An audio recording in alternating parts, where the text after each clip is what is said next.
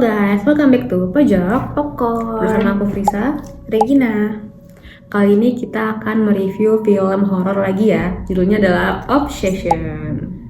Ini film lumayan ngehit sih. Banyak orang yang kayak menyandingkan film ini sama kayak film Backroom, sama juga yang Passenger dan Hokum. Jadi sama-sama film horor yang lagi ngehits gitu.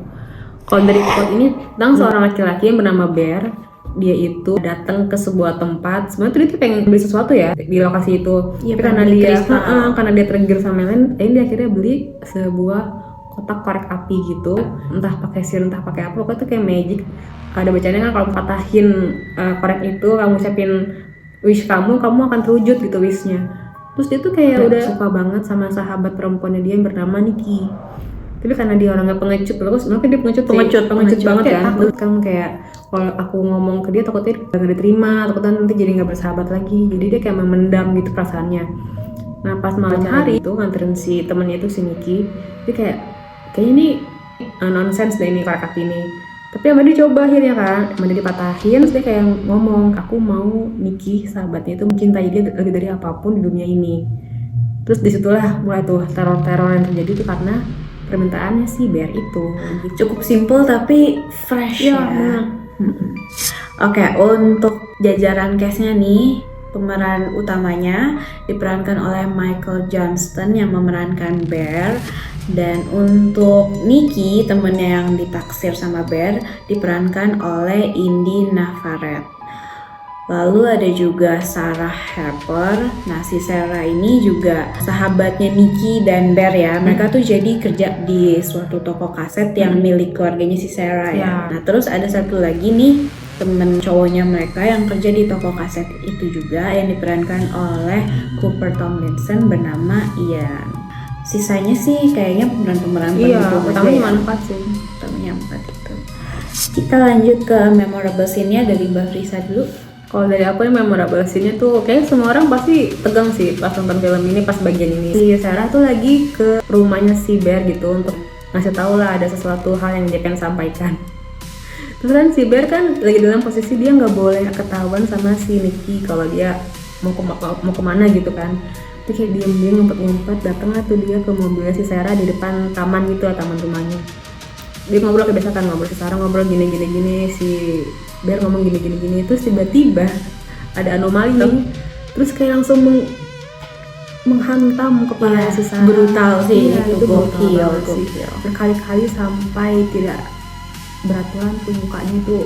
Kaget sih aku pas begini tuh, shock banget, the best pas begini tuh. Kalau aku sebenarnya ada beberapa, tapi yang paling memorable itu pas di party.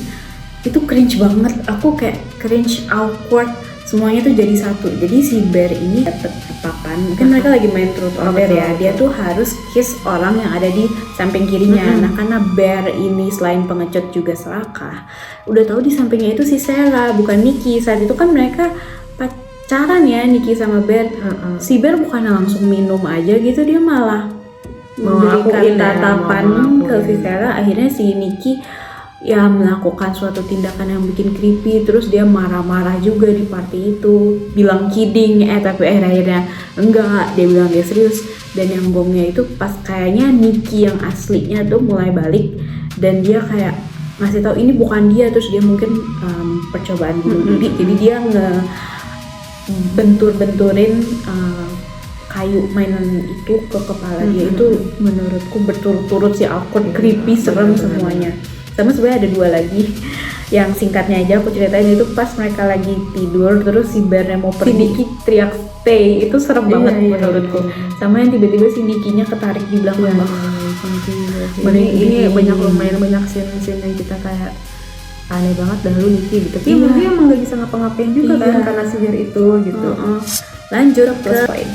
Kalau plus point dari aku suka sih ini konsepnya, temanya kayak obsession tapi dibalut dengan kayak brutal gitu. Kita kan kayak cuma kayak dia ngikutin stalker gitu doang kan. Kalau obsession itu kayak dibalik gitu loh. Jadi malah ceweknya yang obsession sama cowoknya karena sihir itu gitu. Aku suka plotnya sih. Terus pas bagian si Nikki-nya kayak udah mulai sadar juga, itu beneran berasa bedanya sih. Si Nikki yang pas lagi jadi dia sendiri sama Nikki yang lagi digituin sama sihirnya tuh berasa banget kan. Kasian juga sama si Nikki sampai dia bilang tolong bunuh aja lah aku daripada kayak gini gitu. Tuh sedih sih. Tapi Bear seperti biasa Dia dia malah masih pengen beli lagi si One Wish itu, tapi dia twist aja gitu. Tapi dia nggak pengen ngubah kutukannya juga sebenarnya. Dia tuh sih dia sebenarnya suka sama imajinasi dia tentang Nikki sama looknya Nikki gitu.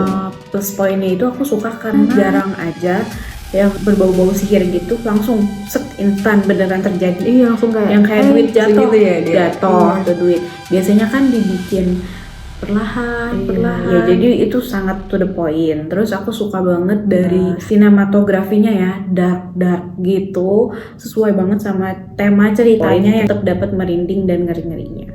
Sama aku suka juga acting pemain-pemainnya, tapi paling utama tuh actingnya si pemeran Nikki. Menurutku dia bener-bener penemuan tahun ini sih. Actingnya bagus banget dan aku berharap tuh beneran kayak karirnya melonjak.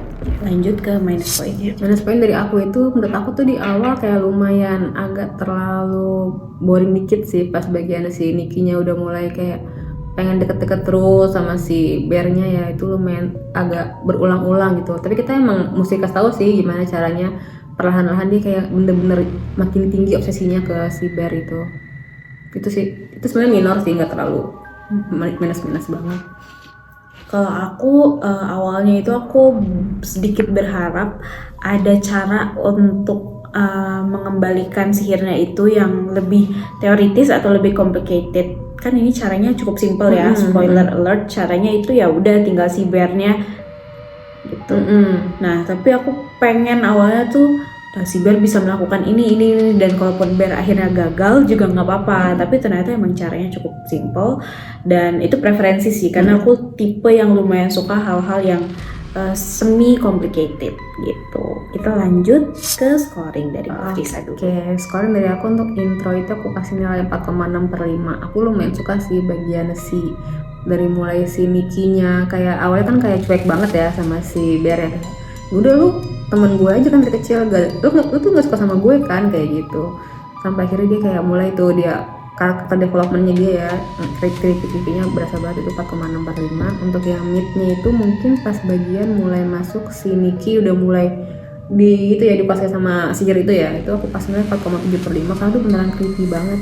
Pas bagian dia apa sih nungguin si Bear pulang, dia nggak mandi nggak makan, pipis di situ, buang air itu kayak itu beneran sih, itu obsesinya parah banget. Dari ending aku kasih nilai 4,8/5 karena menurut aku endingnya memuaskan sih, walaupun ya udah gitu aja, tapi kayak udah akhirnya ya mereka menerima karma mereka masing-masing gitu. Kalau dari aku intronya itu aku kasih nilai 4,5 karena cukup jelas arah ceritanya mau kemana. Terus juga yang tadi aku bilang langsung instan magicnya, jadi nggak terlalu banyak basa-basinya gitu. Kemudian pengenalan karakternya juga cukup bagus karena memang karakter yang nggak terlalu banyak sih. Terus untuk mid aku suka banget, lagi aku kasih nilai 4,8. Itu banyak banget scene yang disturbing, merinding, bikin kepikiran. Tapi di awal-awal tuh dikasih scene-scene yang romance gitu loh. Jadi kayak wah perpaduan yang bagus gitu di mid, tapi bagian awalnya sama ada juga yang bagian si Nikki yang ngetik pintu terus nyuruh Bear nggak boleh kemana-mana. Wah itu bagus banget. Nah kalau endingnya sebenarnya aku lumayan suka karena endingnya anti mainstream ya, bisa dibilang bittersweet sih endingnya.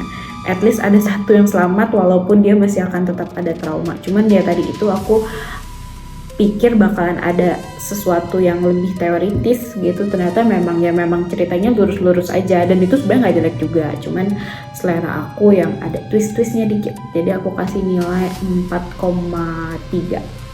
Tetap bagus banget mengingat sutradaranya itu masih muda banget loh ternyata. Dan film ini akhirnya masuk ke peringkat nomor 9 film horor yang paling tinggi gitu. Dia di atasnya Us ya kalau nggak salah. Aku juga suka banget tuh sama Us, tapi emang Obsession lagi happening banget sih, gokil sih menurutku. Terus dia kan juga katanya kan dikit kan modalnya tuh ya, tapi baik modalnya tuh gede banget, kayak berkali-kali lipat lah pokoknya infonya kalau kita lihat di internet. Ini termasuk film indie yang sangat sukses ya. Benar-benar. Itu dari kita guys. Kalian udah pada nonton belum? Kalau belum, buruan ke bioskop sekarang juga dan kalian nonton. Jangan lupa untuk like, comment, dan subscribe. Dadah.